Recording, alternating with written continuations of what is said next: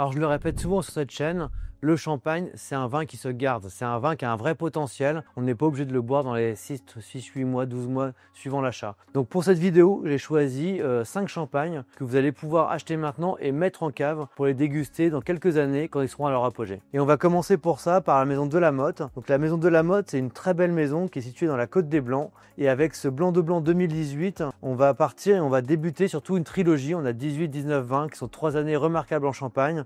Donc 2018 avec la maison de la Motte, c'est un beau champagne de garde pour plusieurs raisons. La première, c'est les terroirs. Donc on a dit Côte des Blancs, on est sur le Ménil, on est aussi sur Auger, Avise. Vraiment des terroirs très crayeux, très minéraux qui apportent une tension, une acidité au vin. L'acidité permet cette garde, en tout cas améliore la garde et le potentiel de vieillissement. Donc là on a à la fois 2018 qui est une année chaude, sèche, qui a donné des vins très concentrés aromatiquement, portés par une belle tension minérale. C'est vraiment un champagne de garde que vous pouvez mettre en cave et commencer à déguster à partir de 2030, 2032 et vous arriverez sur un vin qui est à la fois généreux tout en ayant conservé de la fraîcheur, un vin à son apogée. On reste dans la Côte des Blancs, on poursuit ce petit voyage. Donc on est sur 2019, seconde année de cette trilogie remarquable en Champagne, avec le domaine Pierre Gimonnez et la cuvée Fleuron, donc Fleuron 2019.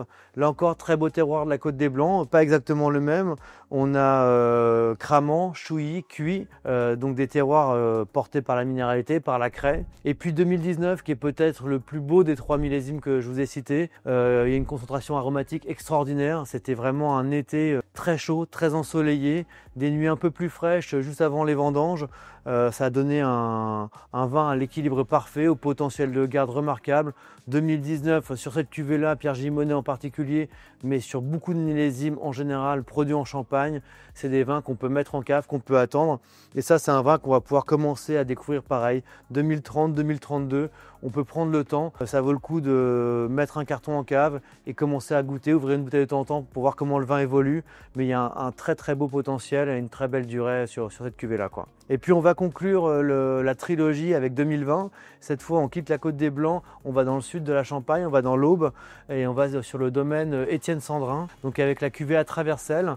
Donc c'est une cuvée qui est assez intéressante puisque c'est une cuvée qui va regrouper les parcelles du village où est installé le domaine, donc le village de Celles-sur-Ours. Et donc c'est un champagne qui va avoir une minéralité un peu plus calcaire, typique du terroir de l'Aube, une grande fraîcheur là aussi, et puis un potentiel de garde assez étonnant. 2020, on a vraiment eu un été très chaud, mais quelques pluies en mois d'août qui ont permis à la vigne de reprendre un petit coup de confiance, vendange fraîche, et donc à la fin, équilibre parfait entre la fraîcheur et la gourmandise. C'est toujours les mêmes éléments, mais on recombine toujours ces éléments ensemble, et on a un potentiel important sur ce vin. Et puis on part ensuite sur 2 millésimes un peu plus anciens, que j'aime beaucoup, 2 millésimes qui sont en vente aujourd'hui, sur Plus de Bulles notamment, et qui ont un gros potentiel de garde. Alors on va commencer avec 2015, donc là j'ai choisi la cuvée Dom Pérignon, emblématique de la Champagne, pour 2 raisons. Alors, la première raison, c'est évidemment 2015,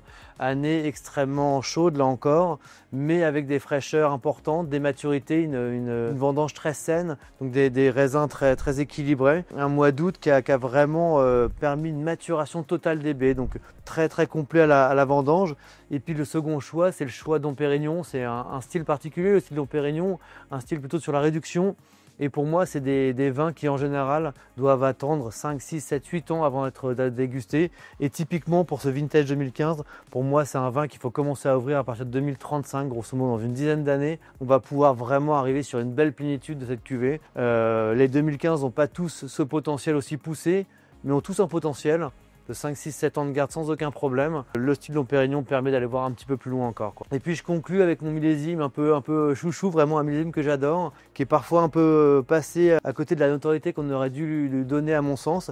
C'est le millésime 2013. J'y suis beaucoup attaché parce que 2013, c'est la dernière fois qu'on a fait des vendanges fin septembre, début octobre, comme on faisait traditionnellement en Champagne il y a encore 20, 25, 30 ans. On n'en voit plus. Maintenant, on a souvent des vendanges qui commencent fin août, début septembre. Et avec ce timing de vendange, on retrouve des vins avec beaucoup de fraîcheur, des vins avec des degrés relativement peu élevés, en tout cas des raisins qui avaient des degrés peu élevés. Ça fait des champagnes très tendus. Donc encore une fois, l'acidité amène ce potentiel de garde. Et puis c'est aussi une cuvée que je voulais mettre en avant parce que la cuvée William Dutz, c'est un petit peu le joyau caché de la maison Dutz. On connaît très bien Amour de Dutz, le Brut classique aussi en entrée de gamme, etc.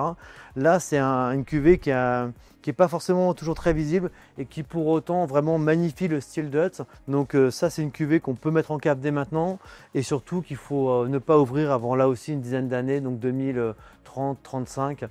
Ça voyagera sans aucun problème. Voilà, le champagne vraiment est un vin de garde. Moi, ce que je dis toujours, c'est que même pour les champagnes non millésimés, achetez vos champagnes pour les boire un an plus tard, à minima. Donc achetez les champagnes maintenant pour Noël prochain. C'est pas une mauvaise idée. Ça leur donne un petit peu d'étoffe.